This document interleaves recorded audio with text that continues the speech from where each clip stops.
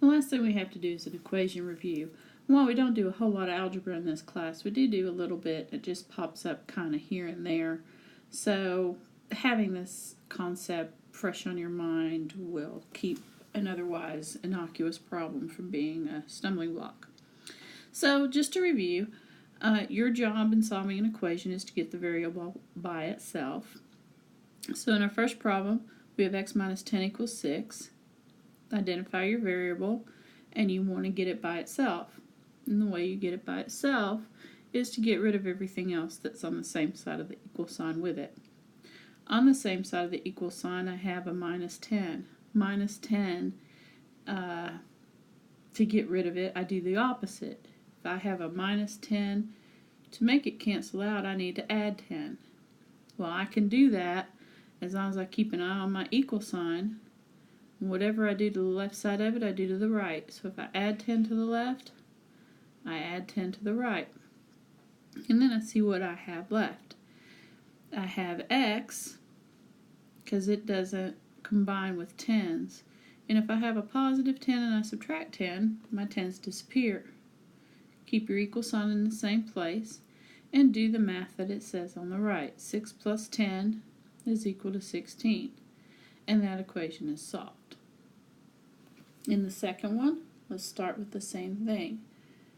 Find your x, and I have to get rid of everything that's over there with the x. So I'm going to have to get rid of a 5, which is being multiplied by the x, and I'm going to have to get rid of the 1, which is being subtracted from it.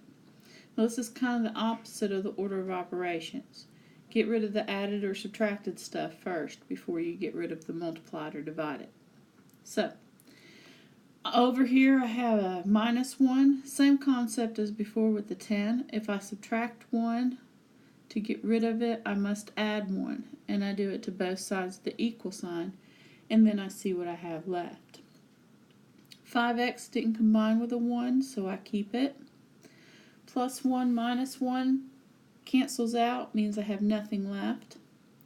Keep your equal sign in the same spot, and 19 plus 1 is 20. Now the x is still not by itself. I have 5 next to it, and as I mentioned a minute ago, 5 bumped up against x means multiply. So to get 5 gone, I have to do the opposite. Instead of multiplying by 5, I need to divide both sides by 5. 5 divided by 5 makes 1.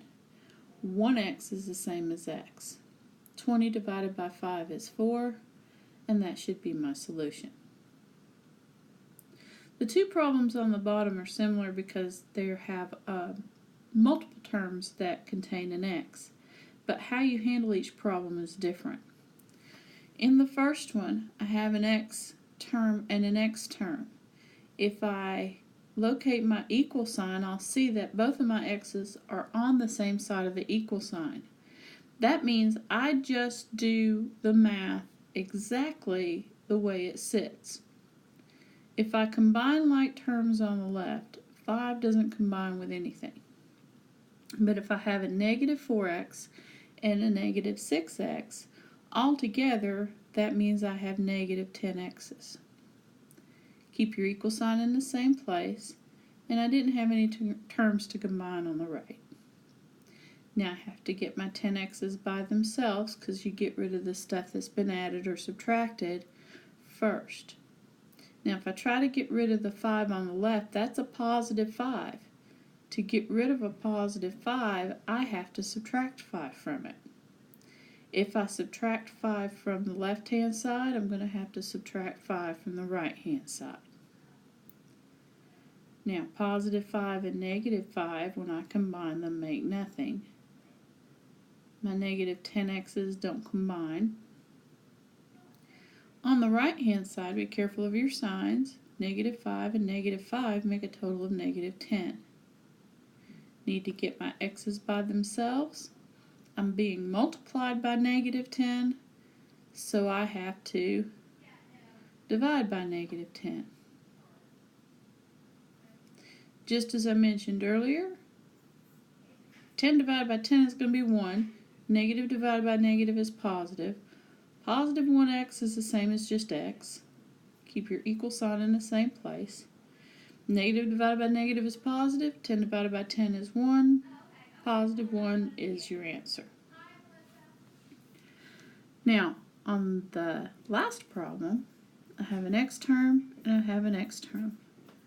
I have to get the x's on the same side of the equal sign before I can do anything with them. So, to move them, I have to essentially make my x's disappear from one side and go over to the other.